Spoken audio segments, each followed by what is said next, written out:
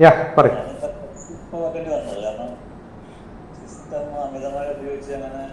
അതുകൊണ്ടൊന്നുമല്ല, ഞാൻ സിസ്റ്റം ഇല്ലാത്ത കാലം മുതൽ കണ്ടുവെക്കുന്നതാണ്.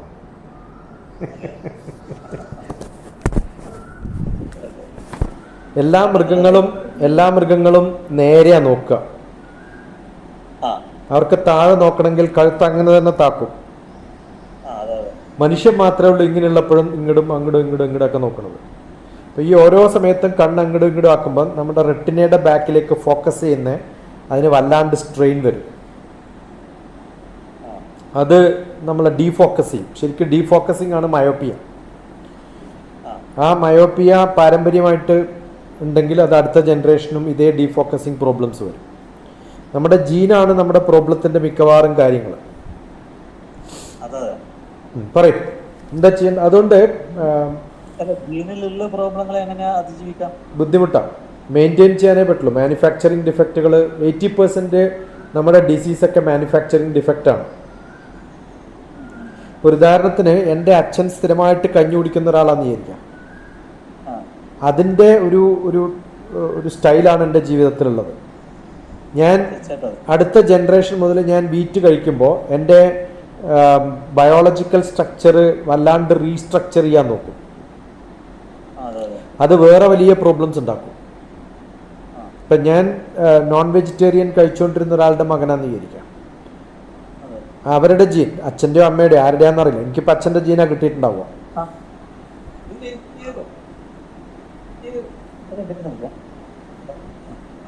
അപ്പോൾ അത് ഞാൻ പെട്ടെന്ന് ഷിഫ്റ്റ് ചെയ്യുമ്പം I will also have similar problems.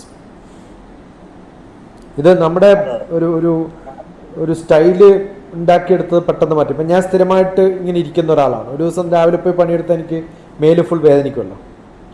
സ്ഥിരമായിട്ട് പണിയെടുക്കുന്ന ഒരാൾക്ക് ഒരു ദിവസം ഇരുന്നാലേ വേദനിക്കുക. അപ്പം അതൊക്കെ ഒരു കുറച്ച് കാലം പിടിക്കും റൊട്ടീൻസ് മാറ്റാനും പിടിക്കാനും ഒക്കെ. അപ്പം നമ്മുടെ മിക്കവാറും അസുഖങ്ങൾക്ക് ഈ ലൈഫ് സ്റ്റൈൽ ഡിസീസാന്ന് പറയാൻ പറ്റില്ല.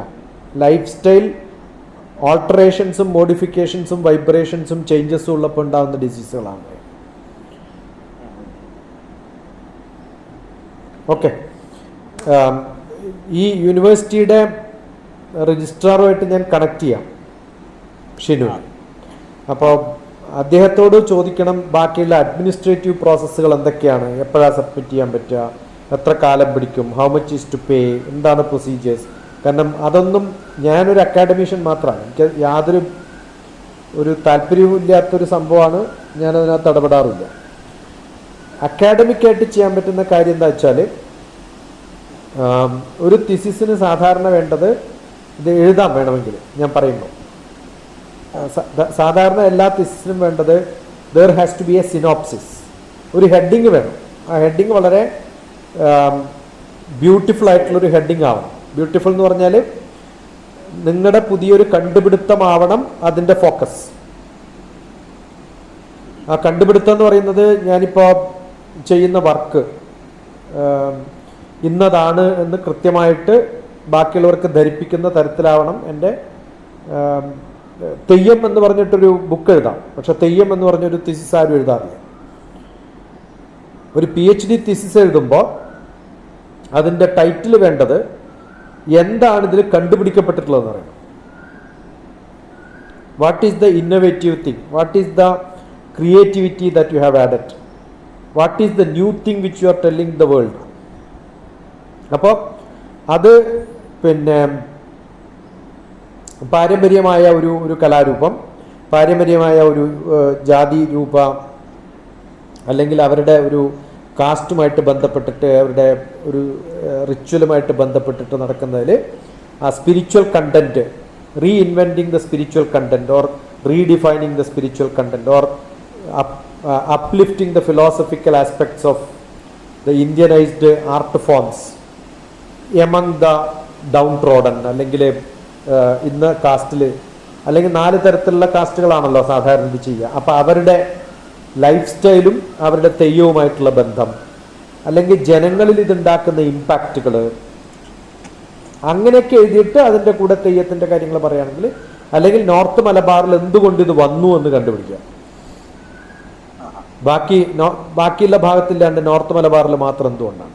അല്ലെങ്കിൽ നമ്മുടെ തെയ്യവും ബാക്കി പല ഭാഗങ്ങളുമായിട്ടുള്ള കമ്പാരിറ്റീവ് സ്റ്റഡീസ്. ഇതിന് ഇക്വലൻ്റ് ആയിട്ട് നമുക്ക് എന്താണ് പിന്നെ ഒരു മിനിറ്റ്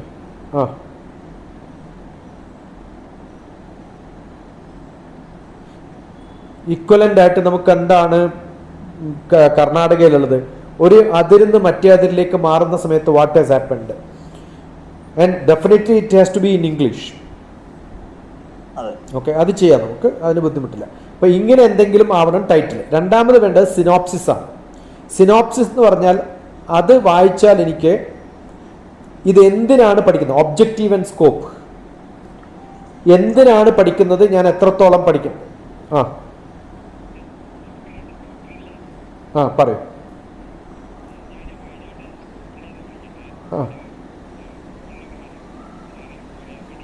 ഒരു അരമണിക്കൂർ കഴിഞ്ഞിട്ട് വിളിക്കുക, ഞാൻ ഒരു കോളിലാണ്. ശരി.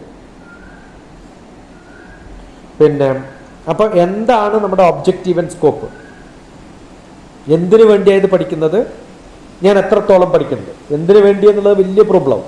അതിൽ ഒബ്ജക്റ്റീവ്, സ്കോപ്പ് ഇത്രയും ഞാൻ പഠിക്കുന്നുള്ളൂ, ബാക്കിയും ചെയ്യാനുള്ള പ്രോസ്പെക്ട്സ് ഉണ്ടാവാം. അപ്പോൾ അത് കൃത്യമായിട്ട് ഡിഫൈൻ ചെയ്യണം.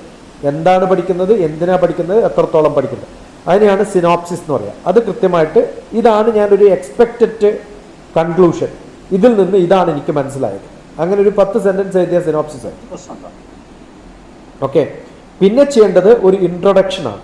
ആ ഇൻട്രൊഡക്ഷൻ എന്ന് പറഞ്ഞാൽ ഒരു ബുക്ക് എഴുതുമ്പോൾ നമ്മൾ എന്താണ് അതിനകത്ത് നമ്മൾ നോക്കാനുള്ളത്, അത് കൃത്യമായിട്ട് എഴുതണം. പിന്നെ എഴുതേണ്ടത് അടുത്ത ഭാഗം ലിറ്ററേച്ചർ സർവേ എന്ന് പറഞ്ഞൊരു സംഭവമാണ്. ലിറ്ററേച്ചർ സർവേ എന്ന് പറഞ്ഞാൽ ഇതേപോലെയുള്ള സ്റ്റഡി വേറെ ആരെങ്കിലൊക്കെ ചെയ്തിട്ടുണ്ടെങ്കിൽ എത്ര പബ്ലിക്കേഷൻ ഇവിടെയൊക്കെ ഉണ്ട്, എത്ര ആനുകാലിക മാഗസിനുകൾ ഇതുണ്ട്, ആരൊക്കെ ഇതിനകത്ത് റിസർച്ച് നടത്തിയിട്ടുണ്ട്, അത്തരം കുറേ റെഫറൻസുകൾ അതിനകത്ത് വരണം. ആ റെഫറൻസുകൾ ലാസ്റ്റ് ഒരു ടൈറ്റിൽ ഉണ്ടാവും, റെഫറൻസ്, അതിൻ്റെ താഴത്ത് ഇതൊക്കെ വരണം. അതിൻ്റെ ഒരു ആ ലാസ്റ്റ് ഞാൻ എഴുതാൻ പോകുന്ന ഇതൊക്കെയാണ് ഞാൻ പഠിച്ചത് ഇതിനു വേണ്ടിയിട്ട്. അത് പിന്നെ വിക്കിപീഡിയ ആവാം, നമ്മുടെ തന്നെ ബ്ലോഗുകളാവാം, നമ്മുടെ തന്നെ വീഡിയോസ് ആവാം, ബാക്കിയുള്ളവരുടെ ഇൻ്റർവ്യൂസ് ആവാം, അതുപോലെയുള്ള ടെക്സ്റ്റ് ബുക്കുകളാവാം, പബ്ലിഷ്ഡ് ലിറ്ററേച്ചർ, മാഗസീൻസ്, പേപ്പറുകൾ, ജേണല്, ഇതൊക്കെ ആവാം ലിറ്ററേച്ചർ സർവേയുടെ ഭാഗം. അപ്പോൾ ഇൻട്രൊഡക്ഷൻ, ലിറ്ററേച്ചർ സർവേ കഴിഞ്ഞു കഴിഞ്ഞാൽ നമ്മുടെ പ്രോബ്ലം എന്താണ്, ഒരു പ്രോബ്ലം, അതിൻ്റെ സൊല്യൂഷനാണ് PhD എപ്പോഴും. അപ്പോൾ ആ പ്രോബ്ലം എന്താണ്, അത് 1, 2, 3, 4 വ്യത്യസ്തമായ ചാപ്റ്ററുകളിൽ ഇന്നതാണ് ഞാൻ പഠിച്ചത്, അതിൽ ഇന്നതാണ് ഞാൻ കണ്ടുപിടിച്ചത്, അത് ഇന്ന മെത്തേഡാണ് ഉപയോഗിച്ചത്. ആ മെത്തേഡിൽ ഇൻ്റർവ്യൂ ആവാം. എഗെയിൻ ലിറ്ററേച്ചർ സർവേയിൽ പറഞ്ഞ പോലെ ബാക്കിയുള്ളവരുടെ ഇന്ന ആൾ ഉപയോഗിച്ച അതേ മെത്തേഡാണ് ഞാൻ ഉപയോഗിച്ചത്, അല്ലെങ്കിൽ ഇന്നാൾ ഇന്ന മെത്തേഡ് ഉപയോഗിച്ചു, അത് ശരിയായിരുന്നില്ല, ഞാനത് മാറ്റിയിട്ട് ഇങ്ങനെയാണ് ചെയ്തത്, അത് പുതിയൊരു ഒരു ഒരു മെത്തേഡ് കണ്ടുപിടിക്കാം. ഇപ്പോൾ തെയ്യത്തിന് ഇന്നതൊക്കെയായിരുന്നു പണ്ടുണ്ടായിരുന്ന ആചാരങ്ങൾ, അത് ഇന്നതൊക്കെയായി മാറിയതിന് ഇന്ന കാരണങ്ങളൊക്കെ ഉണ്ട്, അത് ഞാൻ കുറേ ഇന്ന ആൾക്കാരൊക്കെ ആയിട്ട് വാലിഡേറ്റ് ചെയ്തു എന്ന് പറഞ്ഞ് ഒരു 3, 4 ചാപ്റ്ററുകളാവാം. അപ്പോൾ ഒരു വലിയ പ്രോബ്ലത്തെ 1, 2, 3, 4 പ്രോബ്ലംസ് ആയിട്ട് മാറ്റിയിട്ട് വിഭജിച്ചിട്ട് വേണം നമ്മൾ എഴുതാൻ. അതിൽ ഒന്ന് കാസ്റ്റ് സ്റ്റഡി ആവാം, ഒന്ന് അതിൻ്റെ തോരണങ്ങളെക്കുറിച്ചാവാം, ജനങ്ങളുടെ റിയാക്ഷൻ ആവാം, അല്ലെങ്കിൽ അതിൻ്റെ മാജിക്കൽ പവേഴ്സ്, സ്പിരിച്വൽ പവേഴ്സ് ആവാം, അല്ലെങ്കിൽ അവരുടെ റിച്വൽസ് ആവാം. നിങ്ങൾക്ക് എത്ര ചാപ്റ്റർ വേണമെങ്കിലും തീർക്കാം, എത്ര വലുതാണോ പ്രോബ്ലം അതിനനുസരിച്ചിട്ട് 5, 6 എഴുതാം. Last chapter conclusions, discussions and conclusions. ഇതുവരെ പറഞ്ഞിട്ടുള്ള സംഭവങ്ങളിൽ നമ്മളുടെ ഒരു കൺക്ലൂഷനാണ്. This is what I mean by, or this is what I understood, this is what I got എന്ന് പറഞ്ഞിട്ട് കൃത്യമായിട്ട് എഴുതാൻ പറ്റും. ഇങ്ങനെ ഒരു കൺക്ലൂഷൻ എഴുതി കഴിഞ്ഞാൽ അതിനകത്ത് ലാസ്റ്റ് പാരഗ്രാഫ് വേണമെങ്കിൽ the scope for further studies എന്നുള്ളൊരു ടൈറ്റിലും കൂടി ചേർക്കാറുണ്ട് ചിലരൊക്കെ. ഇതൊക്കെയാണ് ഇനി വേണ്ടെങ്കിൽ ആർക്കെങ്കിലും ചെയ്യാം. അത് നമുക്ക് തന്നെ പോസ്റ്റ് ഡോക്ടറായിട്ട് കൊടുക്കാം. ഈ PhD കഴിഞ്ഞ് കഴിഞ്ഞാൽ പിന്നെ DSc എന്ന് പറഞ്ഞിട്ടൊരു ഡിഗ്രി ഉണ്ട്, doctor of science, doctor of arts, doctor of literature, Litt എന്ന് പറഞ്ഞിട്ടൊരു പരിപാടിയുണ്ട്. അതിനകത്തൊക്കെ ഇതൊക്കെ ചെയ്യാൻ പറ്റുന്നതാണെന്ന് പറഞ്ഞിട്ട് സ്കോപ്പ് എഴുതി കൊടുക്കാം. അല്ലെങ്കിൽ വേറെ ആർക്കെങ്കിലും PhD ചെയ്യണമെങ്കിൽ ഇതാണ് അടുത്ത് ചെയ്യാനുള്ള പ്രോബ്ലം, ഞാൻ ഇത്രയൊക്കെ പഠിച്ചപ്പോൾ ആ സ്കോപ്പിൽ ഞാൻ ഇത്രയും ചേർന്നിട്ടുണ്ട്, ഇനിയും ചെയ്യാൻ വേണമെങ്കിൽ ആർക്കെങ്കിലും അത് നാളെ ഷിനുവിൻ്റെ കീഴിൽ വേറെ ആൾക്ക് PhD എടുക്കാനുള്ള സ്കോപ്പായിട്ട് കൊടുക്കുകയും ചെയ്യും. എനിക്ക് PhD കിട്ടി, ഞാൻ കുറേ പേര് എനിക്ക് ഗൈഡ് ചെയ്യുന്നു ഈ സബ്ജക്റ്റിൽ. ഓക്കെ. അത് കഴിഞ്ഞ് ലാസ്റ്റ് ഞാൻ പറഞ്ഞ പോലെ റെഫറൻസസ്, പിന്നെ അക്നോളജ്മെൻറ്റ് ഉണ്ടെങ്കിൽ അക്നോളജ്മെൻറ്റ്, ഇതൊക്കെ എഴുതാം. ഒരു ഗൈഡോ 2 ഗൈഡോ ആവാം, 1-2 ഗൈഡുകളും കോ ഗൈഡുകളും. ഒന്ന് അക്കാഡമിക്കലി സ്ട്രോങ് ആയിട്ടുള്ളവർ, ഒന്ന് റിച്വലിറ്റിക്കലി സ്ട്രോങ് ആയിട്ടുള്ള. പക്ഷേ ഇവരൊക്കെ സാധാരണ PhD ഉള്ളവരാവണം. ഇനി PhD ഉണ്ടാവണമെന്നൊന്നുമില്ല. അതിനേക്കാളും റെക്കഗ്നൈസ്ഡ് ആയിട്ടുള്ള കുറേ അവാർഡുകൾ കിട്ടിയവരും ഒക്കെ. ഇത് പ്രൈവറ്റ് യൂണിവേഴ്സിറ്റി ആയതുകൊണ്ട്, റിലീജിയസ് യൂണിവേഴ്സിറ്റി ആയതുകൊണ്ട്, അമേരിക്കൻ യൂണിവേഴ്സിറ്റി ആയതുകൊണ്ട് PhD വേണം, ഗൈഡായിട്ട് റെക്കഗ്നൈസ് ചെയ്യണം, അങ്ങനെ ഒരു റൂളൊന്നും ഉണ്ടാക്കാൻ പറ്റില്ല.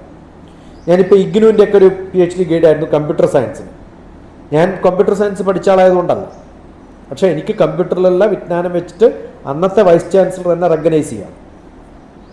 ഓക്കെ, അത് ഞാൻ കണ്ടിന്യൂ ചെയ്തിട്ടില്ല. കുറച്ച് കാലം കഴിഞ്ഞപ്പോൾ ഒരു എല്ലാത്തിനും ഒരു പീരീഡ് ഉണ്ട്. ഇപ്പം ഞാനിപ്പോൾ യൂണിവേഴ്സിറ്റി ആയിട്ടുള്ള എൻ്റെ മെമ്മോറാണ്ടം 4 വർഷമേ ഉള്ളൂ. 4 വർഷം കഴിഞ്ഞാൽ അത് ഇൻവാലിഡ് ആവും. അവർക്ക് വേണമെങ്കിൽ റിന്യൂ ചെയ്യാം, അത്രേ പറ്റുള്ളൂ. അപ്പോൾ എനിക്ക് 4 വർഷം വരെ ഇതിൽ ഒരു കമ്മിറ്റി ഉണ്ടാക്കാനും ആ കമ്മിറ്റിയുടെ ഇവാലുവേഷൻ ആരൊക്കെ ചെയ്യണം, ആ ക്രെഡിബിലിറ്റി ഒക്കെ ഉണ്ടാക്കിയെടുക്കാനും അതിനൊക്കെ എനിക്ക് ഹെൽപ്പ് ചെയ്യാൻ പറ്റും. അപ്പോൾ അക്കാഡമിക് ആയിട്ടുള്ള കാര്യവും അതിനുള്ള ഡിറ്റർമിനേഷനൊക്കെ എനിക്ക് ചെയ്യാം. സാധാരണ യൂണിവേഴ്സിറ്റി ഗൈഡിനൊരു ഫീസ് കൊടുക്കും. ഞാനൊരു പ്രോഗ്രാം ചെയ്യുമ്പോൾ ഇന്നലെ ഞാൻ പറയാം എൻകുട്ടിയോട്, ഡിപ്ലോമ PG ഡിപ്ലോമ ഒക്കെ ചെയ്യുന്ന സമയത്ത് അതിനൊരു ഫീസ് ഉണ്ട്, which I am not taking from anyone. പക്ഷേ university will have to get some revenue, കാരണം അവർ അതിൻ്റെ അഡ്മിനിസ്ട്രേറ്റീവ് പ്രോസസ്സും അമേരിക്കയിൽ യൂണിവേഴ്സിറ്റി രജിസ്റ്റർ ചെയ്യാൻ തന്നെ ഇറ്റ് കോസ്റ്റ്സ്, റൈറ്റ്. അപ്പോൾ അടുത്ത കാലത്ത് ഞാൻ ഗുജറാത്തിൽ ആരോടോ ഡിസ്കസ് ചെയ്യുന്ന സമയത്ത് ഒരു പ്രിൻസിപ്പൾ ഓൾറെഡി ഇതിനകത്ത് PhD എടുത്തൊരു കുട്ടിയെ ഞാൻ കണ്ടിട്ടുണ്ട്. കുട്ടിയല്ല, ഒരു പ്രിൻസിപ്പൾ. അപ്പോൾ ഞാൻ വളരെ വിരളമായിട്ട് യൂണിവേഴ്സിറ്റിയിൽ ഞാനിപ്പോൾ ഇത് തുടങ്ങിയിട്ട് ഇപ്പോൾ ഏപ്രിലാണ്, ഏപ്രിൽ മെയ് ജൂൺ 3 മാസമായിരുന്നു. അതുകൊണ്ടാണ് administratively I don't know much. I can refer to him. കാരണം PhD എന്ന് പറയുന്നത് കുറച്ചും കൂടി സീരിയസ് ആയിട്ട് 2-3 കൊല്ലം 2 കൊല്ലമൊക്കെ വർക്ക് ചെയ്യണം, 1-1.5 കൊല്ലെങ്കിലും വേണം ഇതൊക്കെ ചെയ്യാൻ. അപ്പോൾ വളരെ സീരിയസ് ആയിട്ട് ചെയ്യേണ്ട സമയം. സർട്ടിഫിക്കറ്റ് പ്രോഗ്രാം ഡിപ്ലോമ എന്നൊക്കെ പറയുന്നത് ചെറിയ പൈസ, 1000 രൂപ, അല്ലെങ്കിൽ ഒരു പ്രോഗ്രാമിന് അങ്ങനെ 4 പ്രോഗ്രാം 3000 രൂപ കൊണ്ട് തീർക്കാൻ പറ്റുന്ന ഒരു സർട്ടിഫിക്കറ്റ് പ്രോഗ്രാമോ ഡിപ്ലോമയോ. അപ്പോൾ അത് ബാംഗ്ലൂരാണ് ഇവരുടെ ആള്, യോഗി എന്നാണ് പേര് അദ്ദേഹത്തിൻ്റെ ചാൻസലറുടെ. ബട്ട് രജിസ്ട്രാറും 1-2 ഓഫീസ് സ്റ്റാഫൊക്കെയാണ് ഞങ്ങൾ മെമ്മോറാണ്ടൊക്കെ സൈൻ ചെയ്യുമ്പോൾ അസോസിയേറ്റ് ചെയ്ത്. I can connect you to him. Okay, അത് ചെയ്യാം. ബാക്കി guidance half part I can do. അവരാരെങ്കിലും അസൈൻ ചെയ്യുന്നുണ്ട് എന്നുണ്ടെങ്കിൽ അത് ചെയ്യാം. ഇപ്പോൾ കമ്പാരിറ്റീവ് സ്റ്റഡിയാന്ന് വിചാരിക്കും, കർണാടകയും കേരളവും തമ്മിലുള്ള കമ്പാരിറ്റീവ് സ്റ്റഡി ആണെങ്കിൽ അവിടുത്തെ ഒരു എക്സ്പെർട്ടും ഇവിടുത്തെ എക്സ്പെർട്ടും ഉണ്ടെങ്കിലേ പറ്റുള്ളൂ. കാരണം അങ്ങനെയൊക്കെയാണ് സാധാരണ ചെയ്യുക. അല്ലെങ്കിൽ ഒരു കമ്മിറ്റിയെങ്കിലും ഉണ്ടാവും അതിനെ മെമ്പറായിട്ട്. ഇത്രയാണ് എനിക്ക് അങ്ങോട്ട് പറയാനുള്ളത് ആമുഖമായിട്ട്. എഞ്ചിനീയറിംഗ് ഡിപ്ലോമയാണ് എൻ്റെ ക്വാളിഫിക്കേഷൻ, ഡിഗ്രി ഇല്ല, അത് പ്രശ്നമാണ്. അത് സാധാരണഗതിയിൽ ഒരു ഗ്രാജുവേറ്റ് കഴിഞ്ഞ് പോസ്റ്റ് ഗ്രാജുവേറ്റ് കഴിഞ്ഞിട്ടാണ് PhD കൊടുക്കുക.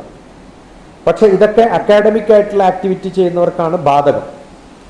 ഇത് ഹൈലി സോഷ്യലൈസ്ഡ് ആയിട്ടുള്ള ഒരു ആക്ടിവിറ്റി ആണെങ്കിൽ വളരെ സ്ട്രിക്റ്റ് ആയിട്ട് അത്തരം കാര്യങ്ങൾ ഇന്ത്യൻ യൂണിവേഴ്സിറ്റികൾ വളരെ സ്ട്രിക്റ്റ് ആണ് അത്തരം കാര്യത്തിൽ.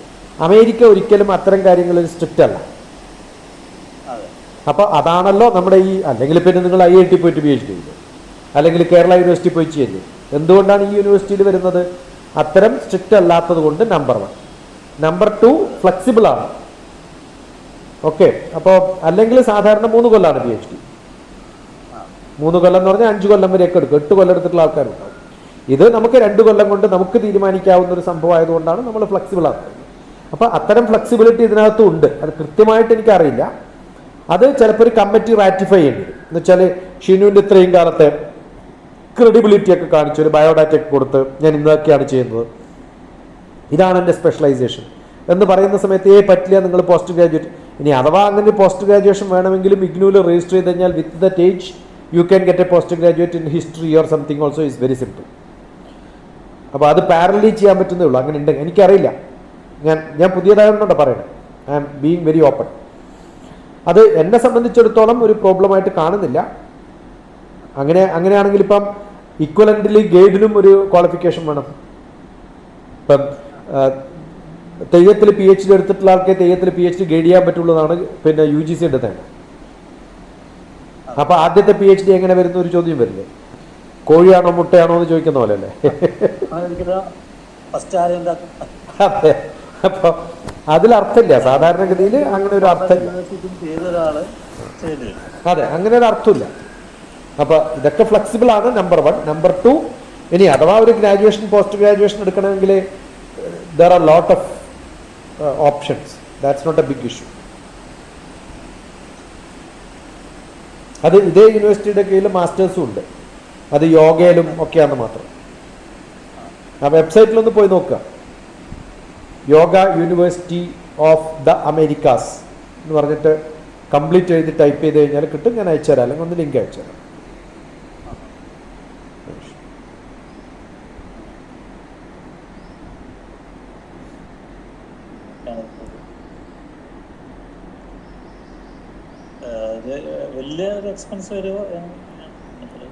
എനിക്ക് കൃത്യമായിട്ട് അറിയില്ല ഇതിൻ്റെ എത്രയാണ് അവർ ചാർജ് ചെയ്യുന്നത്. I'm not very sure, but it must be around 1 lakh. എന്തായാലും അത്രയൊക്കെ ഉണ്ടാവും തോന്നുന്നു എനിക്ക്. ഞാൻ ചോദിച്ചിട്ടേ ഇല്ല അത്, കാരണം ഫിനാൻഷ്യൽ മാറ്റർ ഒന്നും എൻ്റെ മെമ്മോറാണ്ടത്തിൽ പെട്ടിട്ടില്ല. അപ്പം അത്രയ്ക്ക് ഉണ്ടാവാൻ സാധ്യതയുണ്ട്. കാരണം വെറുതെ കൊടുക്കുന്ന കുറേ യൂണിവേഴ്സിറ്റികൾ ഉണ്ട് ഇപ്പം ഇന്ത്യയിൽ. അതിന് 2 ലക്ഷം 1.5 ലക്ഷം ബാർഗെയിൻ പോലെയാണ്. അതെ, അത് മാത്രമല്ല, ദർ ആർ സം യൂണിവേഴ്സിറ്റീസ്, അവർ അത്തരം യൂണിവേഴ്സിറ്റികൾ ഉണ്ട്, പക്ഷെ അതിന് വിലയില്ല. അത് വെറുതെ ഒരു ഫോട്ടോ എടുക്കാൻ വേണ്ടിയിട്ടൊരു ഒരു പരിപാടി നടത്തുന്ന പരിപാടിയാണ്.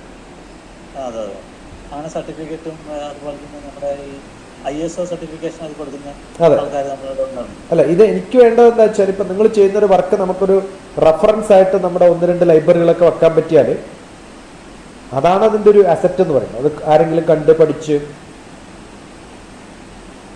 ഇപ്പം അതിനകത്ത് തോറ്റം പാട്ടുകളുടെയൊക്കെ സംഭവങ്ങൾ എഴുതാൻ പറ്റുകയാണെങ്കിൽ, ഇവരുടെയൊക്കെ തെയ്യത്തിൻ്റെ പാട്ടുകളുണ്ടല്ലോ കുറേ, അതൊക്കെ ഡോക്യുമെൻ്റ് ചെയ്യാൻ പറ്റുക എന്ന് പറയുന്നത് വലിയ കാര്യമാണ്.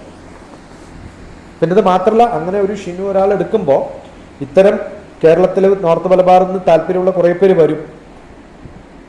അപ്പോൾ അത് ഫുൾ ഡോക്യുമെൻ്റ് ചെയ്യപ്പെടും. അത് നമ്മുടെ ഒരു ഭാഗ്യമല്ല.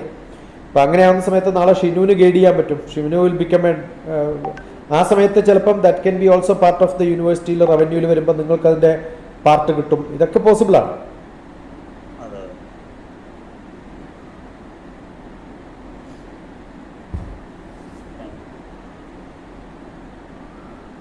അപ്പോൾ അക്കാഡമിക് ഇൻട്രസ്റ്റ് എപ്പോഴും വേണമെന്ന് വിശ്വസിക്കുന്ന ഒരാളാണ്. അത് നമുക്കൊരു ഡിഗ്രി വെക്കാൻ വേണ്ടിയിട്ടല്ല, ആരും സർട്ടിഫൈ ചെയ്യാനല്ല. നമ്മൾ ചെയ്ത വർക്ക് ഒരു ഡോക്യുമെൻ്റായിട്ട് നിൽക്കും, അത് ബാക്കിയുള്ളവർക്ക് റെഫർ ചെയ്യാൻ പറ്റും. അതുകൊണ്ടാണ് ഞാൻ ബുക്കൊക്കെ എഴുതുന്നത്. കാരണം എൻ്റെ ചിന്തകൾ ഞാൻ ഡോക്യുമെൻ്റ് ചെയ്തിട്ടില്ലെങ്കിൽ നാളെ അത് വേറെ ആർക്കും കിട്ടില്ലല്ലോ. അതുകൊണ്ട് അത് വ്യത്യസ്തമായിട്ട് ചിന്തിക്കുക, എഴുതുക എന്നുള്ളത് നമ്മുടെ ഒരു ആക്ടിവിറ്റിയാണ്. അപ്പം ആദ്യമായിട്ട് നിങ്ങളത് ചെയ്യുമ്പം ഇതേ സാധനം ബുക്കായിട്ട് ഇറക്കുകയും ചെയ്യാം. ഇപ്പം എൻ്റെ മകൻ്റെ PhD തീസിസ് ബുക്കായിട്ട് ഇറക്കിയിട്ടുണ്ട്. അപ്പം നിങ്ങളുടെ PhD തീസിസ് ഇപ്പോൾ എഴുതിയിട്ടുള്ള അതേ സംഭവം അതുപോലെ ബുക്കായിട്ട് നമുക്ക് ഇറക്കാൻ പറ്റും. എന്നിട്ട് then you can publish and get it. അപ്പോൾ നിങ്ങളിപ്പോൾ ഇൻവെസ്റ്റ് ചെയ്യുന്ന ഒരു സെൽഫ് പബ്ലിഷിംഗ് ആണെങ്കിൽ, ഇപ്പം എൻ്റെ ബുക്ക് സെൽഫ് പബ്ലിഷിങ്ങിന് വേണ്ടിയിട്ട് ഇൻവെസ്റ്റ് ചെയ്ത് ഏകദേശം 2.5 lakhs ഉണ്ടാവും. അതാ എഴുതപ്പെടാൻ വേണ്ടിയിട്ട് ഉപയോഗിക്കുന്ന എഫേർട്ടുകൾ ഉണ്ടല്ലോ, ആ എഫേർട്ടിന് തന്നെ നമ്മൾ പിന്നെ അതിനൊന്ന് ഡോക്യുമെൻ്റ് ചെയ്യാനും എഡിറ്റ് ചെയ്യാനും കറക്റ്റ് ചെയ്യാനും എല്ലാം ചെക്ക് ചെയ്യണ്ടേ, സ്പെല്ലിംഗ് അടക്കം ചെക്ക് ചെയ്യണ്ടേ. അപ്പോൾ ഇതിനൊക്കെ എടുക്കുന്ന എഫേർട്ടുകളുടെ ഒരു പങ്കായിട്ട് നമ്മൾ റിവ്യൂവർക്കും ഒക്കെ കൊടുക്കുന്നതാണ്. ആ റിവ്യൂവിൻ്റെ ഇക്വലൻ്റ് ആണ് ഒരു ഗൈഡ്. പിന്നെ അതിന് ഉപയോഗിക്കുന്ന എഫേർട്ടുകൾ ഇതൊക്കെ അതിൻ്റെ ഭാഗമായിട്ട് വരും. മാർക്കറ്റിങ്, അപ്പം അതിൻ്റെയൊക്കെ താഴത്ത് നിങ്ങൾ യോഗ യൂണിവേഴ്സിറ്റി ഓഫ് അമേരിക്കാസ് എന്നാണെന്ന് കൊടുക്കുന്ന സമയത്ത് you are also supporting the university also ഈ സപ്പോർട്ടിങ്. നിങ്ങൾക്ക് നാളെ പറയാലോ you have taken from this university. Book എഴുതുമ്പോൾ അങ്ങനെ പറയാൻ പറ്റില്ല. നമുക്ക് ഒരു ക്രെഡിബിലിറ്റി ഇല്ലല്ലോ, ബുക്കിന് ക്രെഡിബിലിറ്റി ഇല്ല. കാരണം നിങ്ങൾക്ക് എന്ത് വേണമെങ്കിലും എഴുതാം. ഒരു PhD തീസിസ് ആവുന്ന സമയത്ത് അതിൽ ആരോ വാലിഡേറ്റ് ചെയ്തിട്ടുണ്ട്. അപ്പോൾ ആ ബുക്കിന് കുറച്ചും കൂടി ക്രെഡിബിലിറ്റി കൂടും. അതുകൊണ്ട് PhD തീസിസിൽ നിന്ന് ഇറങ്ങുന്ന പുസ്തകങ്ങൾ എപ്പോഴും സാധാരണ ആരെങ്കിലും എഴുതുന്ന ചവർണക്കാളും ഒരു കുറച്ചും കൂടി ഒരു ക്രെഡിബിലിറ്റി കൂടുതലാണ്, അക്കാഡമിക് ക്രെഡിബിലിറ്റി. പിന്നെ അത് ഇംഗ്ലീഷിൽ വരുന്ന കുറേ തെയ്യത്തിനെ കുറിച്ച് ഇംഗ്ലീഷിൽ വന്നിട്ടുണ്ട്, പക്ഷേ അതിനേക്കാളും ഒരു ക്രെഡിബിലിറ്റിയിലായിരിക്കും. നമ്മൾ നോക്കിയാൽ ഇഷ്ടം പോലെ കാണാം, ഇഷ്ടം പോലെ ബുക്കുകൾ തെയ്യത്തിനെ കുറിച്ച്.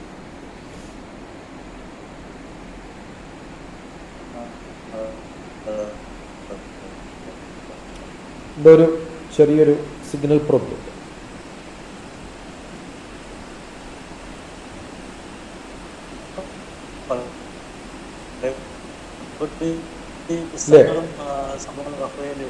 അതെ, നല്ലോണം റെഫറൻസ് വേണം. അല്ല, അത് വരും. നമ്മൾ വെള്ളത്തിൽ ഇറങ്ങിക്കഴിഞ്ഞാൽ പിന്നെ നീന്തം പഠിക്കുന്നു പറഞ്ഞ പോലെ നീന്തം പഠിച്ചിട്ട് വെള്ളത്തിൽ ഇറങ്ങാൻ പറ്റില്ലല്ലോ. അതെ വെള്ളത്തിൽ ഇറങ്ങിയിട്ട് നീന്തം പഠിക്കാനല്ലേ പറ്റുള്ളൂ. ഇല്ല ഇല്ല പിന്നെ ഓൾറെഡി എങ്ങനെ അവതരിപ്പിക്കുന്നുള്ള ബന്ധപ്പെട്ട കാര്യങ്ങൾ എനിക്ക് അറിയാമല്ലോ. കാരണം തെയ്യങ്ങളെ കുറിച്ച് പഠിച്ചു തുടങ്ങിയില്ല. അല്ല, അതിനുള്ള സാഹചര്യങ്ങളുണ്ട്. കാരണം അതിനുള്ള ആളുകൾ, പലതരത്തിലുള്ള ആളുകളൊക്കെ. അല്ല, അങ്ങനെ ആകുമ്പോഴേ നമ്മൾ ചെയ്യുള്ളൂ. ഇപ്പോൾ ഒരു ആർട്ടിക്കിൾ എഴുതണം തോന്നുമ്പോഴല്ലേ നമ്മൾ 4 ആളോട് ഇന്റർവ്യൂ ചെയ്യുള്ളൂ. അതെ, തീർച്ചയായിട്ടും. അതുപോലെ അത് അക്കാഡമിക് ആയിട്ടുള്ള അതിനുള്ള സ്ട്രക്ചറൊക്കെ ഉണ്ടാക്കി തരാൻ എനിക്ക് ബുദ്ധിമുട്ടൊന്നുമില്ല. അതെങ്ങനെ അവതരിപ്പിക്കണം എന്നുള്ള കാര്യങ്ങൾ അതൊക്കെ കുഴപ്പമില്ല. അവതരിപ്പിക്കണമെങ്കിലും അത് ഞാനല്ല ചെയ്യേണ്ടത്. അതെ, രീതിയിൽ ചെയ്യാം. പക്ഷെ അതിനുള്ള ഒരു എന്താ പറയുക, അതിനുള്ള കുറെ പോരായ്മകൾ ഉണ്ടാവുമല്ലോ. അല്ല, അതൊക്കെ ചെയ്യാം. എഡിറ്റിങ്ങും കട്ടിങ്ങും ഒരു സ്ട്രക്ചർ ഉണ്ടാക്കി കഴിഞ്ഞാൽ നിരൂപണമാണ് എളുപ്പം. ഇന്നത് പോരാ, ഇന്നത് വേണം എന്നൊക്കെ ആഡ് ചെയ്യാനും കുറക്കാനൊക്കെ പറ്റും.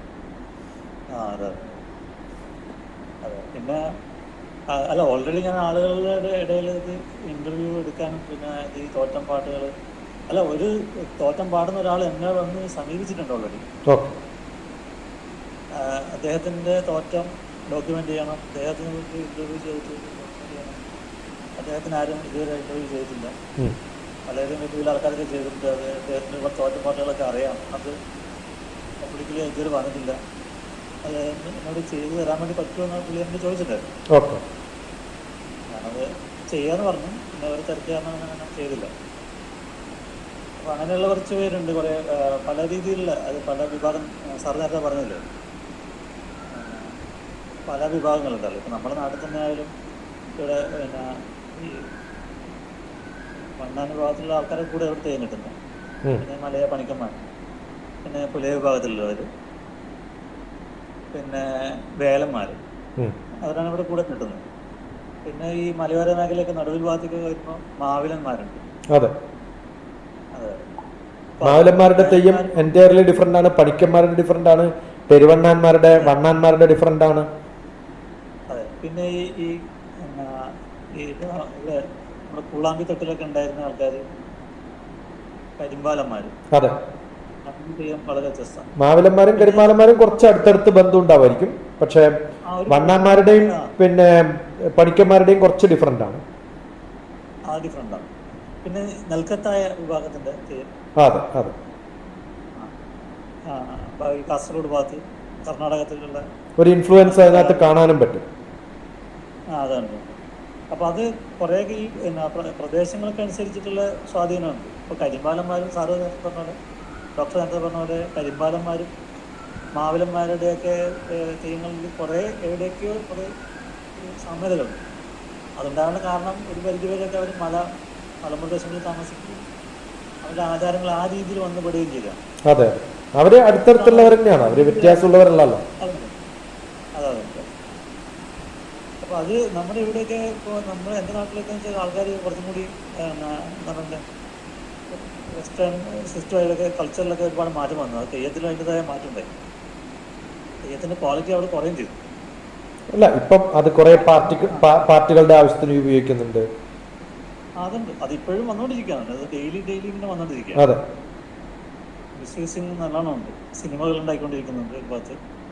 അതെ, അതുമൊക്കെ അതിനകത്ത് ഇൻവോൾവ് ചെയ്യണം. കാരണം തെയ്യത്തിന്റെ സിനിമ വന്നിട്ടുള്ള സിനിമകൾ, അവരുടെ റിവ്യൂ, ഇതൊക്കെ ഡിഫറെന്റ് ചാപ്റ്ററുകളാക്കിയിട്ട് എല്ലാം പഠിച്ചു തീർക്കണമെന്നില്ല.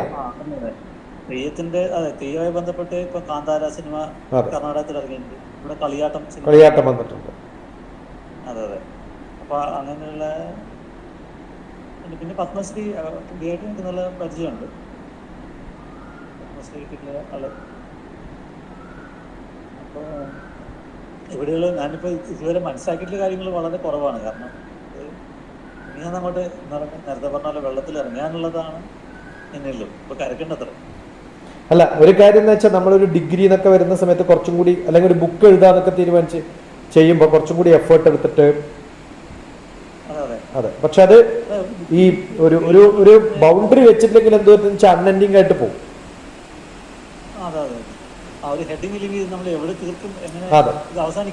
അതുകൊണ്ടാണ് ആ സിനോപ്സിസ് വളരെ ക്ലിയർ ആയിട്ട് എഴുതി 1-2 പ്രാവശ്യം റിഫൈൻ ചെയ്ത്. ഇപ്പൊ ചിലപ്പോൾ ഞാൻ കാലിക്കറ്റ് യൂണിവേഴ്സിറ്റിയിലൊക്കെ കണ്ടിട്ടുണ്ട്, നമ്മൾ കമ്മിറ്റിയിലൊക്കെ ഇരിക്കുമ്പോൾ 2 കൊല്ലം കഴിയുമ്പോൾ സിനോപ്സിസ് തന്നെ മാറ്റണം എന്ന് റിക്വസ്റ്റ് വരും. ഇപ്പോഴാണ് മനസ്സിലാകുന്നത് കുറച്ചും കൂടി പ്രോബ്ലം ഇതല്ല ചെയ്യേണ്ടത്, കുറച്ച് വേറെ എന്തൊക്കെയാണ് ചെയ്യേണ്ടത്. അങ്ങനെയൊക്കെ ആവാം, പോസിബിൾ ആണ്.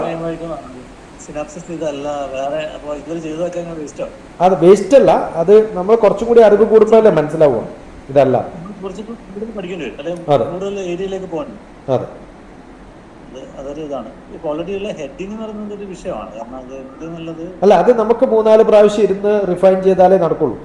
ഈ പ്രോബ്ലം ഡെഫിനിഷൻ ആണ് മേജർ കണ്ടന്റ്. അതിന് തന്നെ ഒരു 2-3 മാസം എടുത്താലും വലിയ പ്രോബ്ലം ഇല്ല. സാധാരണ ചെയ്യുക, നമ്മുടെ അടുത്തുള്ള കണ്ടന്റുകളൊന്ന് എഴുതി എടുത്തുണ്ടാക്കുമ്പോഴാണ് ഇതിന് ഇന്ന ഹെഡിങ്ങാ വേണ്ടതെന്ന് തീരുമാനിക്കുക. അതൊരു പ്രാവശ്യം എഴുതി ഒരു 10 ഹെഡിങ്ങുകൾ എഴുതി അതെല്ലാം മായ്ച്ചു വെക്കാതെ എല്ലാം എഴുതി എഴുതി എഴുതി വന്ന അവസാനം നമ്മളൊന്ന് ഇരുന്ന് കഴിഞ്ഞാൽ ഇതാണ് അതിന് വേണ്ടതെന്ന് നമുക്ക് തീരുമാനിക്കാം. അപ്പൊ ഇന്ന് മുതൽ മനസ്സിൽ തോന്നുന്നൊക്കെ എഴുതി വെക്കാം. ഒരുപാട് കാര്യങ്ങളാണ് എഴുതിക്കൊണ്ടിരിക്കുക. അപ്പോൾ ഒരു അത് PhD തീസിസ് അല്ലെങ്കിലും ബുക്ക്, ഞാൻ പറയുന്നത് PhD എന്നുള്ള ഒരു കാര്യം, ഇതല്ലെങ്കിലും ഒരു ബുക്ക് എഴുതാൻ നമുക്ക് സാധിക്കണം. തീർച്ചയായിട്ടും അത് ചെയ്താലും വലിയൊരു ക്രെഡിറ്റ് ആണ്. അതെ അതെ. അല്ല, ഓൾറെഡി എന്നോട് കണ്ണൂരിലൊരു AMB ഉണ്ട്, അല്ല AMB ഒരു സുഹൃത്തുണ്ട്, സിജുണ്ട്. അപ്പോൾ മൂപ്പര് കുറേ പുസ്തകങ്ങൾ എഴുതിയിട്ടുണ്ട്.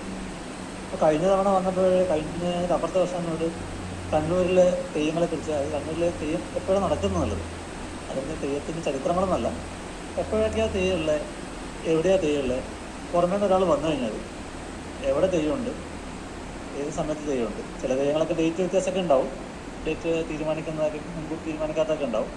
എന്നാലും പ്രധാനപ്പെട്ട തെയ്യങ്ങൾ എന്തൊക്കെയാണ് അതിൻ്റെ ഫോട്ടോസ് റിപ്പീറ്റഡായിട്ട് എല്ലാത്തിൻ്റെയും വേണ്ട. ഒരു ഗുളികനുണ്ടെങ്കിൽ 100 സ്ഥലത്ത് ഗുളികൻ കിട്ടുന്ന 100 ഗുളികൻ്റെയും ഫോട്ടോ വേണ്ട, പക്ഷെ ഒരു ഗുളികൻ്റെ ഒരു ഫോട്ടോ. അങ്ങനെ എല്ലാ പ്രധാനപ്പെട്ടിട്ടുള്ള ഏകദേശം മുഴുവൻ 100% കിട്ടിയിട്ടില്ലെങ്കിലും ഒരു 80% കണ്ണൂർ ജില്ല മാത്രം തന്നെ പറഞ്ഞു. കണ്ണൂർ ജില്ല മാത്രമായിട്ട് മുഴുവൻ കവർ ചെയ്തിട്ടൊരു ബുക്ക് ഉണ്ടാക്കാൻ വേണ്ടി എന്നോട് പറഞ്ഞത്. അല്ല, തെയ്യം കലണ്ടർ എന്ന് പറഞ്ഞിട്ട് തെയ്യം-calendar.com ഒരുവിധം എല്ലാ തെയ്യവും ഡേറ്റുകളും ഉണ്ട്. അപ്പൊ അന്ന് നമ്മള് അല്ല, ഞാനും എൻകുട്ടി അന്ന് ആ കടലോരത്ത് പോകുന്ന സമയത്ത് ഞാൻ അത് നോക്കിയിട്ടാണ് ഇന്നടുത്ത് തെയ്യമുണ്ടെന്ന് പറഞ്ഞ് എൻ്റെ ലൊക്കേഷൻ കണ്ടുപിടിച്ച് പോകുന്ന വഴിക്ക് അത് എത്ര മണിക്കാന്നേ സംശയം ഉണ്ടായിരുന്നില്ല. അപ്പൊ അവര് പറഞ്ഞപ്പോൾ 2 മണിയാണ് രാത്രി. കഴിഞ്ഞ ദിവസം തളിപ്പറമ്പില് ഇവിടെ മൂവാഴംകുളി ചാമുണ്ടി നമുക്ക് തെയ്യം കിട്ടി. അത് 18 വർഷം കഴിഞ്ഞാൽ അവിടെ കിട്ടിയത്. ആ തെയ്യം തളിപ്പറമ്പിൽ ആദ്യമായിട്ട് കിട്ടുന്നത്. അല്ല, ഇപ്പൊ കുറെ പുതിയ തെയ്യങ്ങൾ ഇൻവെന്റ് ചെയ്യുന്നുണ്ട്. എന്നുവെച്ചാൽ പണ്ടില്ലാത്ത, ഇപ്പം മാപ്പിള തെയ്യം എന്നൊക്കെ പറയുന്നത് പണ്ട് നമ്മൾ കേട്ടിട്ടേ ഉണ്ടാവുള്ളൂ. പക്ഷെ ഇപ്പൊ ഇതൊരു കമേഴ്ഷ്യലായി. പിന്നെ ടൂറിസം ഡിപ്പാർട്ട്മെന്റിന്റെ തെയ്യം കലണ്ടറിൽ കുറെ വരുന്നുണ്ട്. അപ്പൊ ഇവര് ഇത് കാണുന്ന സമയത്ത് എവിടെയോ ഇതുണ്ട് എന്ന് അറിയുമ്പം എന്നാ നമ്മുടെ അടുത്തും ആക്കാന്ന് പറഞ്ഞിട്ട് ആക്കുന്ന ഒരു പരിപാടി ഉണ്ട് ഇപ്പൊ.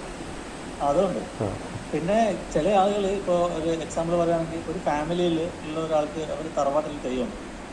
അവർ ആ ഫാമിലി വേറെ ഏതെങ്കിലും സ്ഥലത്ത് മാറി താമസിക്കുക, അല്ലെങ്കിൽ കല്യാണം കഴിഞ്ഞ് പോയ ആൾക്കാർ, അപ്പോൾ അവരെ തറവാട്ടിൽ ആ തെയ്യങ്ങളെ കെട്ടിയാടുക, അങ്ങനത്തെ സിസ്റ്റം റീസെൻ്റായിട്ട് വന്നിട്ടുണ്ട്. അതെ.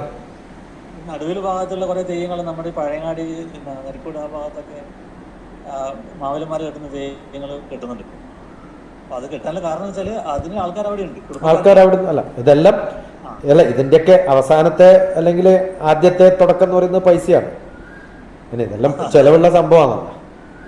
ചെലവുള്ള സംഭവമാണ്. കാരണം കാസർഗോഡൊക്കെ പോവുകയാണെങ്കിൽ വമ്പൻ ചിലവാണ്. ഇതിന് ഏകദേശം ഒരു 40 ലക്ഷം 50 ലക്ഷമൊക്കെ ചിലവ് ഒരു തെയ്യത്തിന് വരുന്നത്. വളരെയധികം ചിലവ് വരുന്നുണ്ട്. തെയ്യം കെട്ട് മഹോത്സവമാണ്. അല്ല, ഇപ്പൊ കേരളത്തിന്റെ ടൂറിസത്തിന് തെയ്യത്തിന് നല്ലൊരു പ്രാധാന്യം. ഇപ്പൊ കൊച്ചിനിലുള്ള ചില ടൂറിസം വെബ്സൈറ്റുകളൊക്കെ നോക്കിക്കഴിഞ്ഞാൽ അതിനകത്തൊക്കെ തെയ്യം ഒരു ഹെഡിങ് ആയിട്ട് കൊടുത്തിട്ടുണ്ട്. അതല്ലെങ്കിൽ ഇപ്പൊ കൊച്ചിയിൽ നിന്ന് മീര വന്നിട്ട് നടുവിൽ വന്നിട്ട് എന്നെ കണ്ടിട്ടോ അല്ലെങ്കിൽ ഒരു ആർട്ടിക്കിൾ എഴുതാനൊന്നും തോന്നുന്നില്ലല്ലോ.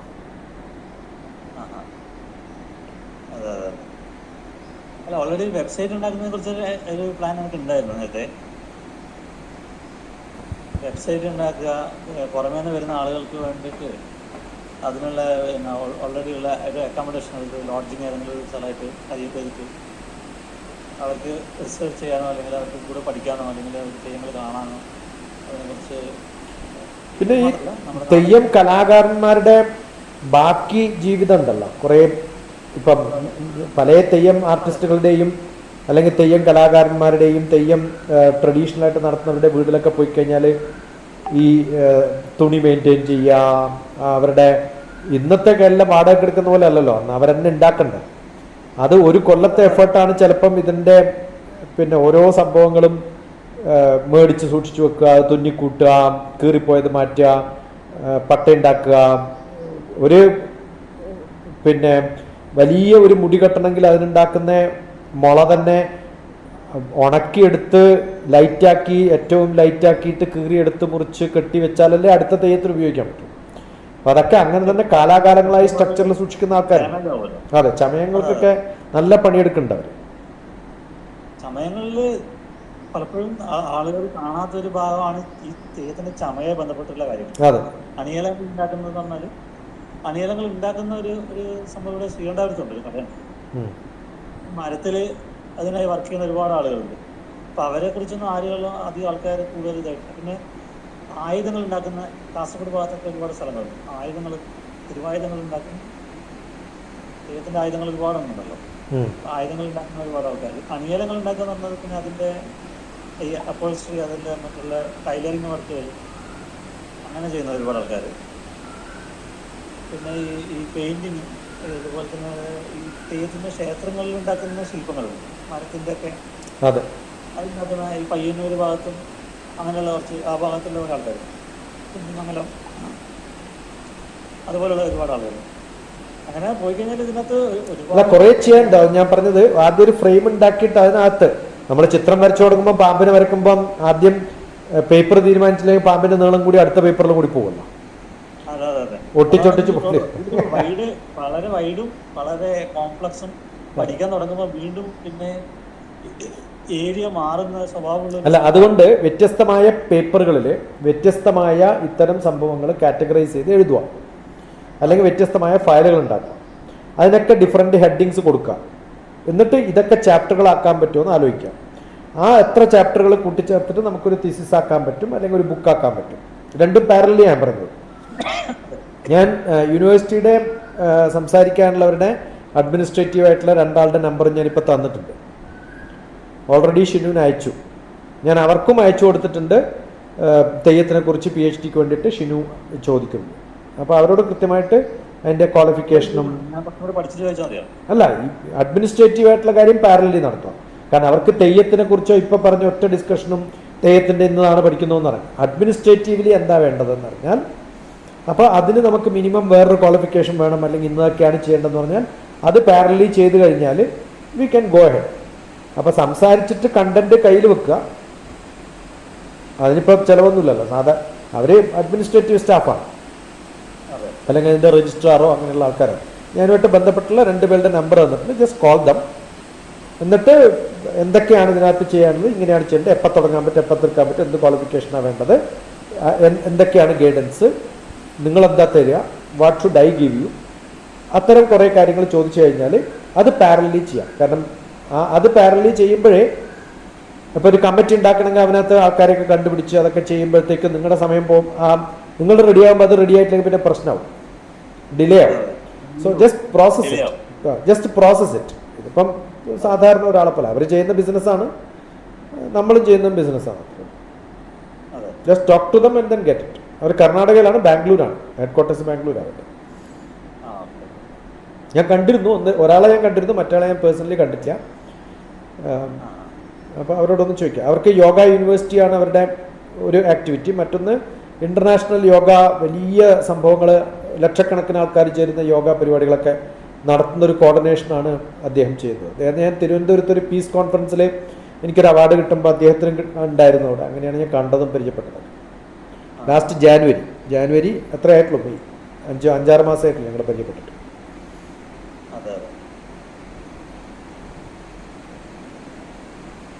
എന്തായാലും ബുക്ക് എഴുതാണോ യൂണിവേഴ്സിറ്റിയുടെ കാര്യം, you discussed with them and then find out. ഒരു ടാർഗറ്റ് വെക്കണം. ഇന്ന് മുതൽ ഇന്നത് വരെയാണ് നമ്മളിപ്പോൾ ഇന്നതാണ് ചെയ്യാൻ, ഇന്ന ഫോർമാറ്റിലാണ് ചെയ്യാന്ന് പറഞ്ഞാൽ ബാക്കി കാര്യം.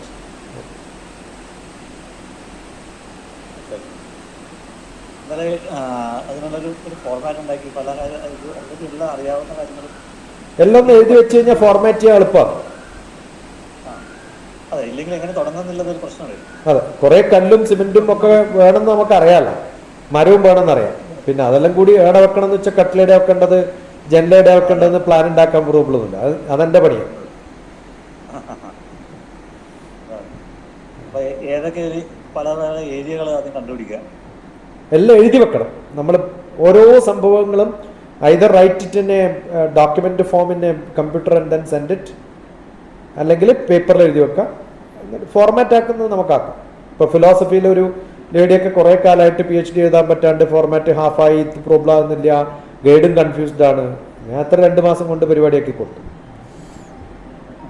അഗ്രികൾച്ചറിൽ ഒരാൾ, പാലക്കാടുള്ള ഒരു അരുൺ, ഒറ്റ ദിവസം വീട്ടിൽ നടുവിൽ വന്നിരുന്നു, അവൻ്റെ PhD തീർത്ത് തീർന്നു കൊടുത്തു. കണ്ടന്റ് എല്ലാം ഉണ്ടെങ്കിൽ പിന്നെ അത് ഫോർമാറ്റ് ചെയ്യാൻ എളുപ്പമാണ്. പടപടാന്ന് എടുത്തു വെക്കുക. അല്ല അതെല്ലാം സ്കിൽ ഉണ്ടാണെന്നില്ല. അല്ല, ഞാൻ ചെയ്യുന്നതാണ്, വ്യത്യസ്ത ഫീൽഡിൽ ചെയ്യുന്നതാണ്. അതെ അല്ല, പലരും ഒരു വിഷയത്തെ കുറിച്ച് ഒരുപാട് പഠിക്കുന്നുണ്ട്. അപ്പൊ അങ്ങനെ ഒരു എൻഡ്ലെസ് ആയ formatting is more important. Format ചെയ്തിട്ടുണ്ടെങ്കിൽ നമ്മൾ എവിടേക്ക് പോകണം എന്നുള്ളത്, എത്ര വരെ പോകണം എന്നുള്ളത്, അങ്ങനെ നമുക്കൊരു ബൗണ്ടറി ലിമിറ്റ് വെക്കാതെ അങ്ങനെ പോയിക്കൊണ്ടേയിരിക്കും. അതൊരു 5 വർഷം 10 വർഷമായി തീരുമില്ല. അങ്ങനെ പാടില്ല. അപ്പം അങ്ങനെ പാടില്ല. അതെ അതെ, അത് തുടങ്ങി. അല്ല, ആദ്യം ചെയ്യേണ്ടത് നിങ്ങൾ ചെയ്തു കഴിഞ്ഞു, അത് കഴിഞ്ഞൊരു 10 പ്രോബ്ലം നിങ്ങളുടെ മനസ്സിൽ വരണം. അപ്പോൾ അടുത്ത 10 പേർക്ക് PhD കൊടുക്കാൻ ഷീനു ഗൈഡായിട്ട് മാറണം. അപ്പോഴൊക്കെ നമുക്കൊരു സന്തോഷം. സാധിക്കട്ടെ എന്ന് വിചാരിക്കുന്നു. എല്ലാവും ഇല്ലെന്നറിയില്ല. അതെ, അതാണ് സാർ. എന്താ പറയുന്നു പെൺകുട്ടി? സാധിക്കുന്നു.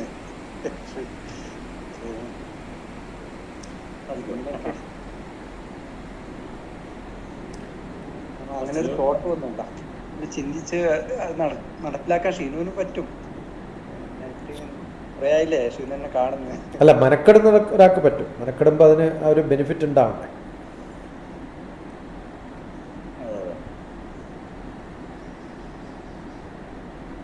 ഗിരീഷിനൊക്കെ നിന്നെ സഹായിക്കാൻ പറ്റുമോ? അല്ലെങ്കിൽ ഈ തെയ്യത്തിന്റെ പലരും ഉണ്ടല്ലോ.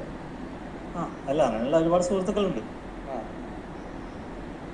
സിജു കണ്ടന്റ്. അല്ല, ഞാൻ പറയുന്നത് ഒരു ശരിക്ക് പറഞ്ഞാൽ നമ്മളിപ്പോൾ ഇരുന്ന് ആലോചിച്ചാൽ ഒരു 5 പേർക്ക് PhD ചെയ്യാൻ പറ്റിയിട്ടുള്ള കണ്ടന്റ് ഇപ്പം നമ്മുടെ കയ്യിലുണ്ടാവും. അതുണ്ടാവും. അത് അങ്ങനെ ചെയ്യുമ്പോഴാണ് നമ്മളൊരു ഒരു PhD എങ്കിലും പെട്ടെന്ന് കിട്ടുമ്പോൾ നമുക്ക് തോന്നും, ഇതൊരു പ്രോബ്ലം ആയിട്ട് വേറെ കൊടുക്കാമല്ലോ എന്നുള്ള തോന്നലുണ്ട്. എപ്പോഴും അങ്ങനെയാണ്. ഞാനൊക്കെ PhD ചെയ്യുന്ന കാലത്ത് നമ്മൾ 4-5 പ്രോബ്ലംസ് എൻ്റെ തീസിസിൽ എഴുതിയിട്ടുണ്ടെങ്കിൽ ഒരു 10 പ്രോബ്ലം മനസ്സിലുണ്ടാവും.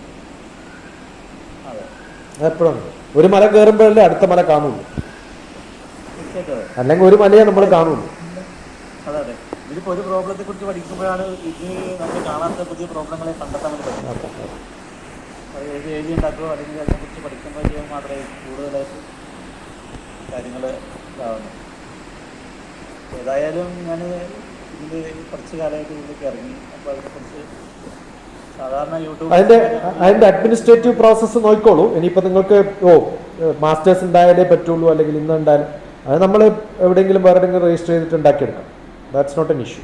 അത് പാരലലി ഇതേ സമയത്ത് തന്നെ തീരും. അല്ലെങ്കിൽ 1 കൊല്ലം കൊണ്ട് എഴുതാൻ പറ്റുന്ന മാസ്റ്റേഴ്സൊക്കെ ഇഷ്ടം പോലെ ഉണ്ട്. ഏജ് നോക്കി നിങ്ങൾക്ക് ചെയ്യാൻ പറ്റുന്ന മാസ്റ്റേഴ്സും ക്വാളിഫിക്കേഷൻ കിട്ടാൻ ബുദ്ധിമുട്ടുണ്ട്. അത് നിർബന്ധം ആവണമെന്നില്ല എന്നാണ് എൻ്റെ അഭിപ്രായം. എനിക്കറിയില്ല കൃത്യമായിട്ട്. അല്ല, മാസ്റ്റർ മാത്രമല്ല, മീൻസ് എഞ്ചിനീയറിംഗ് ഡിപ്ലോമ ഡിഗ്രി ആയിട്ട് കണക്കാക്കില്ലാന്ന് തോന്നുന്നു. അല്ല, ഞാൻ പറഞ്ഞില്ല, ഇതൊന്നും ഒരു വാല്യൂ അല്ല എന്നാണ് പറഞ്ഞത്. 10ാം ക്ലാസ്സുകാരനും PhD എടുക്കാൻ പറ്റുന്നതാണ്. ഇഫ് യു ഹാവ്, അതിലാണ് ക്വാളിഫിക്കേഷനെങ്കിൽ somebody can offer you honorary PhD, right? അതൊന്നും വലിയ വിഷയമല്ല. ഇപ്പം നിങ്ങൾ നല്ലൊരു ബുക്ക് എഴുതി നിങ്ങൾക്ക് ഇപ്പം എനിക്ക് പീസിൽ ഓണറി ഡോക്ടറേറ്റ് തന്നിട്ടുള്ളത് എനിക്ക് ക്വാളിഫിക്കേഷൻ നോക്കിയിട്ടൊന്നല്ല. അങ്ങനെ പ്രശ്നം. എൻ്റെ 10 ടോക്ക് കേട്ടാൽ അങ്ങനെ തന്നിട്ടുള്ള എനിക്ക് ഓണറി ഡോക്ടറേറ്റ് ഇൻ പീസ്.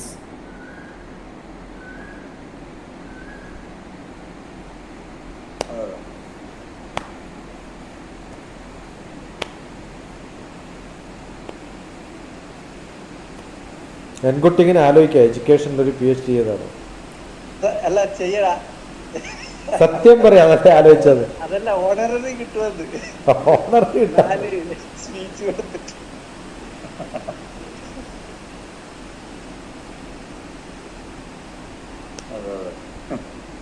കിട്ടും.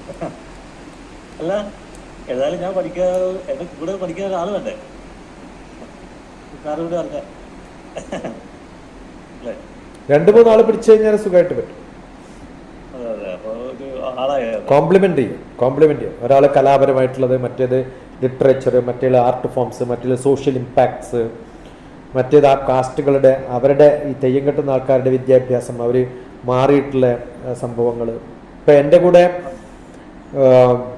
തീയാട്ട് എന്ന് പറഞ്ഞിട്ടൊരു പരിപാടിയുണ്ട് തെക്ക് കേരളത്തിൽ, അയ്യപ്പൻ തീയാട്ട് എന്നൊക്കെ പറഞ്ഞിട്ട്. ആ തീയാട്ടിലാണ് തേങ്ങ അടിക്കലൊക്കെ, 1000 തേങ്ങ അടിക്കുന്ന പരിപാടിയൊക്കെ ഇല്ലേ, അത് തീയാട്ട് എന്ന് പറഞ്ഞൊരു കലാരൂപമാണ്.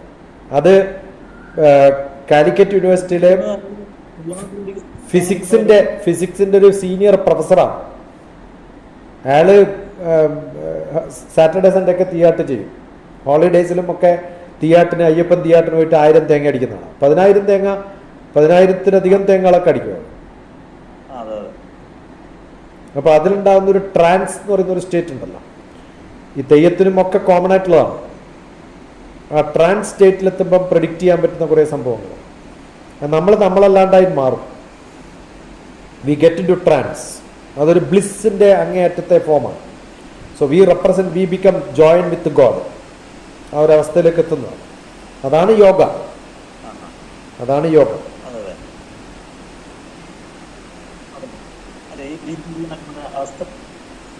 അപ്പൊ അതിന്റെ സ്പിരിച്വൽ ആസ്പെക്ട് ഓഫ് തെയ്യം നമ്മൾ പഠിക്കുന്ന സംഭവങ്ങളല്ല. അതെ, തുര്യാവസ്ഥ എന്നൊക്കെ പറയുന്ന വലിയ വലിയ അവസ്ഥ. അപ്പോൾ റെഡി ഫോർ ദ ഷോ. അവരോട് സംസാരിച്ചോളൂ, ഞാൻ നമ്പർ തന്നിട്ടുണ്ട്. Just do it.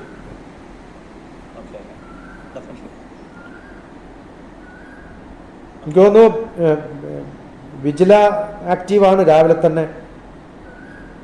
ഞാൻ ഈ പോസ്റ്ററൊക്കെ അയക്കുമ്പം എന്തെങ്കിലും മിസ്റ്റേക്ക് ഉണ്ടോ എന്ന് 2-3 പ്രാവശ്യം ചോദിക്കുന്നത് കൂളായിട്ട് നോക്കിയിട്ടുണ്ടോയെന്ന് അറിയാനോ. അതുകൊണ്ടാണ് പ്രിന്റ് ചെയ്യട്ടെ എന്ന് പറയുമ്പോൾ wait, look at it again എന്നൊക്കെ ഞാൻ പറയും. അപ്പോൾ ഇന്ന് കുറച്ച് മെച്ചമുണ്ട്, കാരണം 1-2 മിസ്റ്റേക്സ് ഉണ്ട്, അത് കണ്ടുപിടിച്ചു, കറക്റ്റ് ചെയ്ത് അയച്ചു. ഷിനുവിന്റെ വൈഫിന് എന്താ ടീച്ചിങ്? കുട്ടികളെ പഠിപ്പിക്കുന്ന കേസിൽ അവർക്ക് വലിയൊരു താല്പര്യമില്ല പൊതുവെ. കോർഡിനേറ്റ് ചെയ്യാലോ. നിങ്ങളുടെ ബന്ധവും നിങ്ങളുടെ സംഭവം വെച്ചിട്ട് you can coordinate and then start a centre where ഈ നമുക്കില്ലാത്ത അത്തരം കുറേ ആക്ടിവിറ്റീസാണ്. നമ്മൾ പല ആൾക്കാരെയും കാണുമ്പോൾ ഒരു കഴിവില്ലാത്ത ആളെ പോലും ചെയ്യുന്ന കാണുമ്പോൾ നമുക്ക് സങ്കടം തോന്നും. വൈ ഇതൊക്കെ ഉണ്ടായിട്ട് എന്താ ചെയ്യാത്തത്? അതെ, നേരത്തെ നമ്മളൊരു ട്യൂഷൻ സെന്റർ ഉണ്ടായിരുന്നു. പിന്നെ അത് അവരുടെ ഡെലിവറി സമയത്ത് ഡ്രോപ്പ് ചെയ്തത്. ആ ട്യൂഷൻ സെന്റർ ആണ് ഞാനിപ്പോൾ പറയുന്ന ആഫ്റ്റർ സ്കൂൾ പ്രോഗ്രാം. അതിന്റെ ലോവർ ലെവലിലുള്ളതാണ് ഏജ് 3 to grade 3. അതെ, ഞങ്ങൾ ആ സമയത്ത് കൂടുതലും ഫോക്കസ് ചെയ്തതെന്ന് വെച്ചാൽ ഒരു LP, UP, ഹൈസ്കൂൾ ആ ലെവലിലുള്ള കുട്ടികളെയായിരുന്നു. അല്ല, അതൊക്കെ നമ്മൾ കുറേ ആൾക്കാരെ അങ്ങനെ കോർഡിനേറ്റ് ചെയ്ത് അവരുടെയൊക്കെ കൂടെ ചേർന്ന് അവരെയൊക്കെ ഉൾപ്പെടുത്തിയിട്ട് ചെയ്യുമ്പോൾ വർക്ക് ആ ഒരു ഏരിയയിലായിരുന്നു. വെച്ചാൽ ഒരുപാട് ചെറിയ കുട്ടികളാകുമ്പോൾ അവർക്ക് കുറെ കൂടി സൈക്കോളജിക്കൽ ആയിട്ടുള്ള കുറെ കാര്യങ്ങൾ വേണ്ടി വരും. അല്ല, ഇതൊക്കെ നമുക്ക് ചെയ്ത് കൊടുക്കാൻ പറ്റുന്നതെന്ന് ഞാൻ ഷിനു പറയുന്നത്. I'm not going into the പ്രോബ്ലംസിലല്ല ഞാൻ പറയുന്നത്. I'm talking to you about the solutions. ഇതൊക്കെ നമുക്ക് ചെയ്തു കൊടുക്കാൻ പറ്റുന്നതാണ്.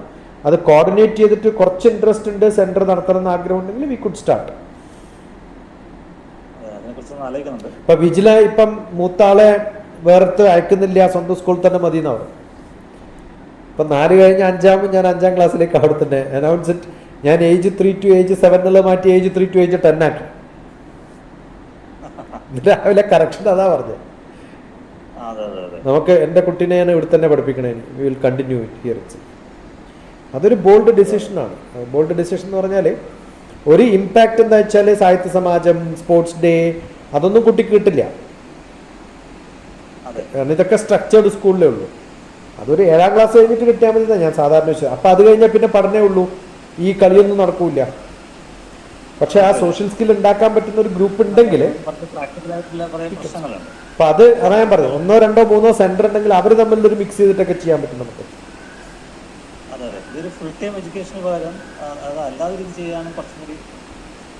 ആഫ്റ്റർ സ്കൂളാണ് ഒരു വൺ ഓഫ് ദ ഓഫറിങ്. ഒന്ന് ആഫ്റ്റർ സ്കൂള്, ഒന്ന് യുവ യൂണിവേഴ്സിറ്റി, ഈ yoga university, 2 teachers training programme, 3 early child care education. ഈ 4 പ്രോഗ്രാംസാണ് പാരലി നമ്മൾ റൺ ചെയ്യുന്നത്. അതെ. അപ്പോൾ അതിനകത്ത് പിന്നെ ഒരു കാര്യം എന്ന് വെച്ചാൽ ഓൾറെഡി വർക്ക് ചെയ്യുന്ന ആളുകളുടെ അതിനൊരു 1-2 ആളുകൾ വെച്ചത് ഓൾറെഡി വർക്ക് ചെയ്യുന്ന പാരൻസിൻ്റെ കുട്ടികളെ കെയർ ചെയ്യുന്ന ഒരുപാട് സെൻ്ററുകളുണ്ടല്ലോ. അത് തന്നെയാണ് ആഫ്റ്റർ സ്കൂൾ പ്രോഗ്രാം. അതെ. അപ്പോൾ അങ്ങനെയുള്ള ഈ സെൻ്ററുകൾ സാധാരണ എന്താ ചെയ്യുക വെച്ചാൽ പലപ്പോഴും കുട്ടികൾക്കുള്ള ഫുഡ് കൊടുക്കുക, അവരെ കടത്തി ഇറക്കുക, ആ കാര്യങ്ങൾ മാത്രമേ ചെയ്യുള്ളൂ. അവരധികം അങ്ങനെ ഒരു എഡ്യൂക്കേഷൻ ലെവലിലേക്കോ അല്ലെങ്കിൽ മറ്റൊരു ലെവലിലേക്കോ അവർ പോകാറില്ല. അപ്പോൾ അത് ജസ്റ്റ് ഒരു ഡേ കെയർ സെൻ്റർ മാത്രമാണ്. അപ്പോൾ അങ്ങനെ അതേ കാര്യം ഒരു ഡേ കെയർ സെൻ്ററിന് അപ്പുറത്തേക്ക് പോകുമ്പോൾ അത് കുറച്ചും കൂടി നല്ലതായിരിക്കും. നമ്മൾ ക്രിയേറ്റിവിറ്റിയും ആർട്ടും ഡാൻസും പരിപാടികളും ഒക്കെ ഫീൽഡ് ആയിട്ടുള്ളൊരു പ്രോഗ്രാംസ് ആയിരിക്കും ചെയ്യും. ഇപ്പോൾ അങ്ങനെ കുറേ ചെയ്യാൻ പറ്റും, സംഭവങ്ങൾ കുറേ ചെയ്യാൻ പറ്റും. പക്ഷെ പബ്ലിക്കിന് പ്രോബ്ലം വെച്ചാൽ ഈ കൺവെൻഷനിലുള്ള അല്ല, നമ്മൾ പ്രോബ്ലംസ് പറയുന്നതിന് അർത്ഥമില്ല. I don't have A solution. നമ്മൾ കുറേ തട്ടുകടകൾ വരുമ്പോഴാണ് ആൾക്കാർ തട്ടുകടകളിലേക്ക് വന്നിരുന്നത്. റോഡ് സൈഡിലായിരുന്നു പണ്ട് ബാർബർ ഷോപ്പ്, അത് റൂമുകളിലേക്ക് മാറുമ്പോൾ അങ്ങോട്ട് മാറി. അപ്പം പബ്ലിക്കിനെ കുറ്റം പറയുന്നതിലൊന്നും അർത്ഥമില്ല, കാരണം അതൊരു കൾച്ചറാണ്. നമ്മൾ തുടങ്ങും, അങ്ങനെ കുറേ പേര് തുടങ്ങും. Let us see how it is accepted by people എന്നുള്ളൊരു ധാരണയിലാണ് ഞാൻ പോവുക. കാരണം ഇങ്ങനെ ക്രിട്ടിസൈസ് ചെയ്യാൻ ആർക്കും പറ്റില്ല. doesn't make any difference. Let us see what we can do, what I can do, what you can do. അപ്പോൾ നിങ്ങൾക്ക് താല്പര്യമുണ്ടെങ്കിൽ ചെയ്യണം, അതാണ് ഞാൻ പറയുന്നത്. I'm always on to action oriented. എല്ലാവരും ചെയ്യണമെന്ന് നിർബന്ധമില്ല എനിക്ക്. നിങ്ങൾക്ക് താല്പര്യമുണ്ട് ചെയ്യണമെങ്കിൽ ചെയ്യാം. There is an offer, that's only what I said. എല്ലാത്തിനും പബ്ലിക്കിന്റെ സർട്ടിഫിക്കറ്റ് കിട്ടില്ല. അല്ല, അത് ആവശ്യമില്ല. കാരണം അവർ നമ്മൾ ചിന്തിക്കുന്ന പോലെ റവല്യൂഷണറി ഈ പറയുന്ന റവല്യൂഷണറി തോട്ട്സ് ഉള്ളവർ പലരും അവരുടെ വീട്ടിൽ ഇംപ്ലിമെന്റ് ചെയ്യാൻ പോലും തയ്യാറില്ലാത്തവർ. ഞാൻ വിജിലയുടെ എപ്പോഴും ഞാൻ കൈയടിക്കുന്നത് എന്താ വെച്ചാൽ, എൻ്റെ മോനെ മറ്റൊരു ജീവിതത്തിൽ ഞാൻ നടത്തുന്നത് പറഞ്ഞില്ലല്ലോ അവിടെ. That it self is great. അവിടുന്ന് ഞാൻ വിളിച്ചിട്ട് ഞാൻ തുടങ്ങാൻ പോവാണ്, എൻ്റെ കുട്ടിയെ എൻ്റെ കൂടെ പഠിപ്പിക്കുള്ളൂ എന്ന് പറയുന്ന ഒരു പാരൻ്റാണ് ഇത് നടത്തുള്ളൂ. അല്ലാത്തവർ ബ്ലാ ബ്ലാ ബ്ലാ പറയുള്ളൂ. ഓക്കെ,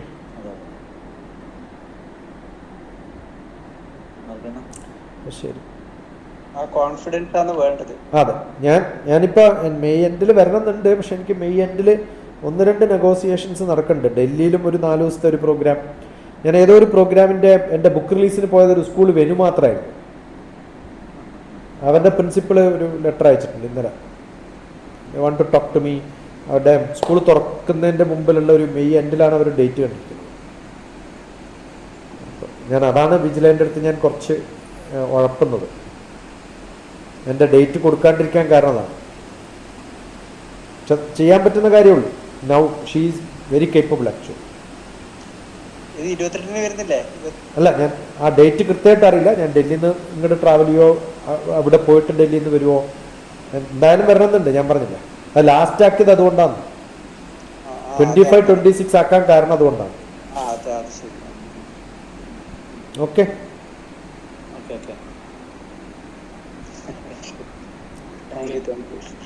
അപ്പം ഞാനിത്